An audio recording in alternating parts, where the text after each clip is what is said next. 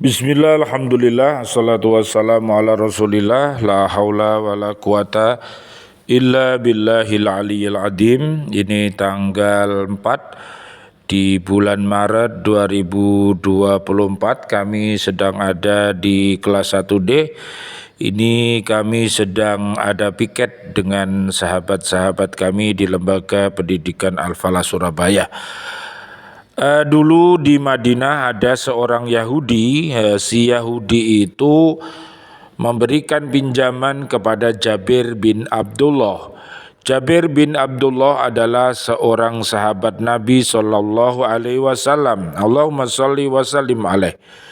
Dan Jabir mempunyai sebuah kebun kurma. Kemudian kebun kurma milik Jabir itu telat berbuah. Padahal hutang Jabir akan dibayar dengan panenan buah kurmanya. Orang Yahudi itu pun datang kepada Jabir ketika masa berbuahnya pohon kurma. Namun Jabir tidak mendapati buah dari kebunnya, sedikit pun tidak ada. Kemudian Jabir meminta diundur sampai pada tahun depan. Namun si Yahudi itu tidak mau.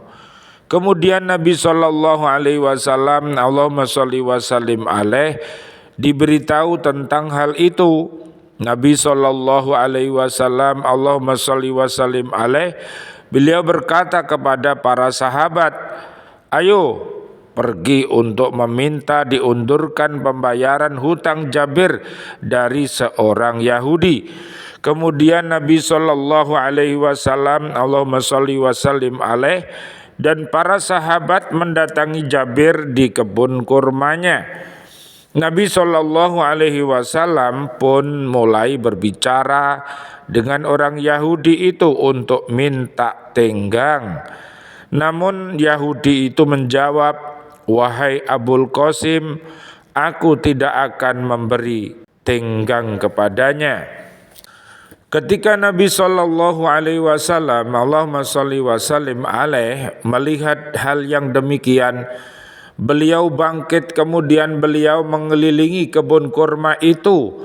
Kemudian beliau mendatangi si Yahudi itu lagi dan berbicara kepadanya, namun si Yahudi itu tetap tidak mau. Kemudian Jabir datang dengan membawa kurma mentah yang sedikit dan meletakkannya di depan Nabi Shallallahu Alaihi Wasallam, Allahumma sholli wa sallim alaih. Beliau pun makan, kemudian bertanya, di mana gubukmu wahai Jabir? Kemudian Jabir memberitahu beliau, Nabi Shallallahu Alaihi Wasallam, Allahumma sholli wa sallim alaih, beliau bersabda, bentangkan satu hamparan untukku di sana. Kemudian Jabir membentangkan suatu hamparan di gubuk itu.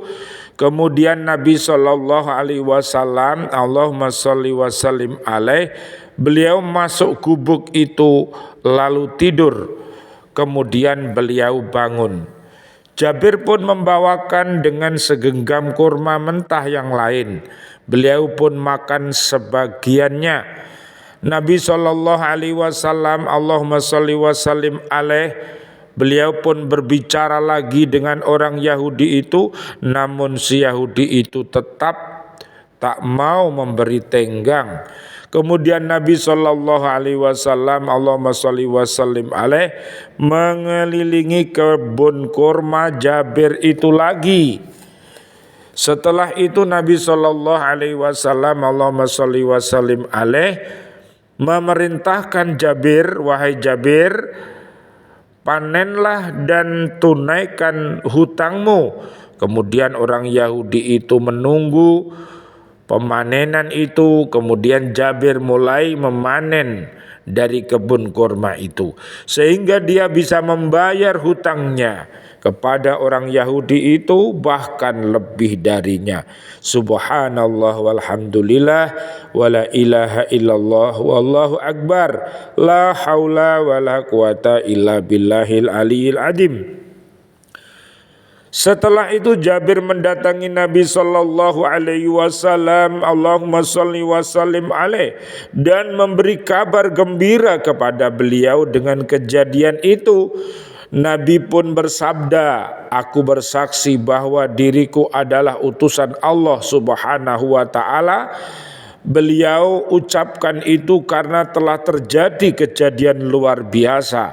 Karena saat itu tak mungkin kebun itu bisa menghasilkan buah yang banyak yang cukup untuk membayar hutang Jabir. Bahkan untuk membayar sebagian hutang pun takkan cukup, apalagi untuk membayar seluruh hutang Jabir. Kenyataannya panen itu bisa untuk melunasi hutang Jabir, bahkan ada sisanya. Subhanallah walhamdulillah wala ilaha illallah wallahu akbar, la haula wala quwata illa billahil aliyyil adim. Mari kita lihat di surat ke-8, namanya surat Al-Anfal. Ayatnya ayat 62 dan ayat 63. Allah Subhanahu wa taala berfirman, wa yuridu ay yakhda'uka fa inna hasbakallah huwallazi ayyadaka binasrihi wa bil mu'minin. Dan jika mereka hendak menipumu, maka sesungguhnya cukuplah Allah menjadi pelindung bagimu. Dialah yang memberikan kekuatan kepadamu dengan pertolongannya dan dengan dukungan orang-orang mukmin. Ayat 63-nya dari surat Al-Anfal, Allah berfirman, wa allafa baina qulubihim law anfaqata ma fil ardi jami'an ma allafta baina qulubihim walakinallaha allafa bainahum innahu azizun hakim. Dan dia Allah yang mempersatukan hati mereka, orang yang beriman, walaupun kamu menginfakkan semua kekayaan yang berada di bumi, niscaya kamu tidak dapat mempersatukan hati mereka, tetapi Allah telah mempersatukan hati mereka. Sungguh Dia Maha Perkasa, Maha Bijaksana. Bila kaum Yahudi dan kaum musyrikin hendak menipu atau hendak mencari kesempatan untuk menyerang dengan adanya perdamaian, maka Allah memberikan jaminan kepada Nabi Muhammad sallallahu alaihi wasallam, Allahumma shalli wa sallim alaih, bahwa hal itu tidak akan membahayakan kaum muslimin. Cukuplah Allah sebagai pelindung. Allah senantiasa melindungi Rasul-Nya dan melindungi umat Islam, dan akan memberikan kemenangan kepada mereka bila musuh-musuh itu menyerang kembali. Allah telah memperkuat kedudukan Rasul-Nya dengan pertolongan yang diberikannya kepada kaum muslimin di masa-masa yang lalu, seperti yang terjadi pada perang Badar, di mana kaum muslimin dalam keadaan lemah dan sedikit jumlahnya, mereka dapat mengalahkan kaum musyrikin yang berlipat ganda dan lengkap persenjataannya. Allah telah mempersatukan hati kaum muslimin sehingga mereka hidup rukun dan damai, cinta mencintai dan saling menolong, sehingga mereka merupakan satu kesatuan yang tak terpisahkan. Padahal mereka sebelumnya hidup bersuku-suku dan bermusuhan antara satu golongan dengan golongan yang lain. Mereka pada mulanya terdiri dari kaum muslimin yang datang ke Madinah dan kaum Ansor, penduduk Madinah yang menyambut kedatangan kaum muslimin itu. Kaum Ansor sendiri dahulunya terpecah belah, terdiri dari suku Aus dan Khazraj. Antara kedua suku ini senantiasa terjadi permusuhan dan peperangan. Tetapi dengan kehendak Allah, mereka semua menjadi umat yang bersatu di bawah panji-panji iman. bersedia mengorbankan harta dan jiwa untuk menegakkan kalimat Allah.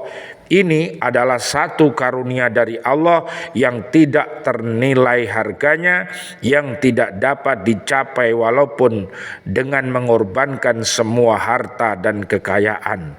Kesatuan hati, kesatuan tekad dan kesatuan cita-cita dan ideologi adalah hal yang amat penting dan berharga untuk mencapai satu cita-cita. Inilah karunia Allah yang telah dimiliki oleh kaum muslimin pada masa itu. Karena pentingnya karunia itu dan amat tinggi nilainya, Allah mengingatkan mereka agar selalu mengingat Allah Subhanahu wa ta'ala. Wadkuru ni'matallahi alaikum id kuntum a'da'an fa'allafa baina qulubikum fa asbahtum bi ni'matihi ikhwana. Dan ingatlah nikmat Allah kepadamu ketika kamu dahulu masa jahiliyah bermusuhan, lalu Allah mempersatukan hatimu sehingga dengan karunia-Nya kamu menjadi bersaudara. Surat Ali Imran ayat 103. Maka dengan pertolongan Allah dan persatuan kaum muslimin serta rasa cinta kasih sayang yang terjalin antara sesama mereka, betapapun kesulitan dan bagaimanapun besar bahaya yang akan menimpa tentu akan dapat ditanggulangi dan diatasi. Allah memperingatkan pula dalam ayat ini bagaimana tingginya nilai persatuan itu, sehingga bila Nabi Muhammad sallallahu alaihi wasallam, Allahumma sholli wa sallim alaih, beliau sendiri menghabiskan semua kekayaan yang ada di bumi untuk mencapainya, pasti dia tidak akan berhasil. Tetapi Allah telah mempersatukan hati mereka dengan iman yang kuat dan rasa kasih sayang yang tinggi.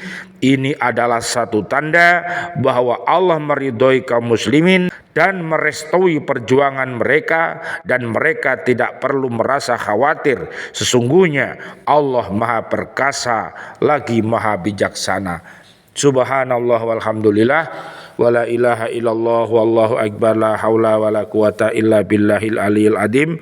Mudah-mudahan di acara piket bersama ini kita mendapatkan hikmah untuk mengerjakan suatu pekerjaan yang bermanfaat.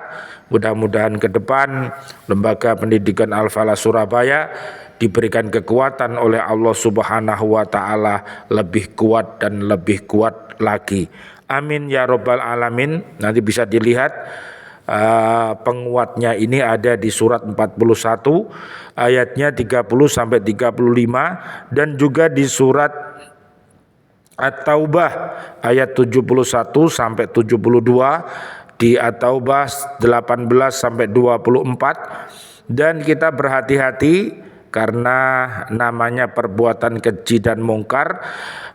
Iblis dan kawan-kawan ini selalu menggoda kita, maka solusinya ada di surat Al-Baqarah ayat 207 sampai 208. Mari kita jauhi langkah-langkah setan sebagaimana ada di surat At-Taubah ayat 17 107 sampai 110 dan juga di surat At-Taubah ayat 67 sampai 70. Karena setan itu sukanya hal-hal yang keji dan mungkar yang akhirnya melupakan Allah Subhanahu wa ta'ala dengan permainan-permainan yang mereka lakukan, sehingga umat ini menjadi lupa Allah Subhanahu wa ta'ala. Jika ada nikmat yang banyak kemudian dia tidak bersyukur dan lupa, dan apabila nikmat itu lenyap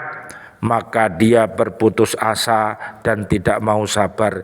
Ini semua adalah pokal gawe setan terlaknat, naudzubillah summa. Na'udzubillah min dalik, mudah-mudahan kita terjauh dari segala perbuatan keji dan mungkar. Al-Mujadilah ayat 14 sampai 20. Mudah-mudahan kita dekat dengan Al-Mujadilah 11 21 sampai 22. Rabbana atina fid dunya hasanah wa fil akhirati hasanah wa qina adzabannar. Amin ya rabbal alamin wal afu minkum. Wassalamualaikum warahmatullahi wabarakatuh. Waalaikumsalam warahmatullahi wabarakatuh.